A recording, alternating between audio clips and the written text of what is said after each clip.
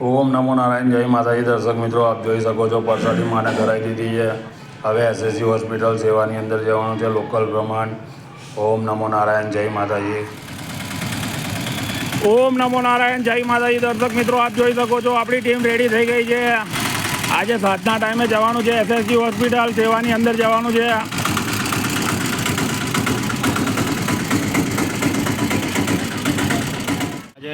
SSG hospital Rukmini side આવી ગઈ છે આપણી સંસ્થા સેવા લઈને. આપ જોઈ શકો છો મિત્રો.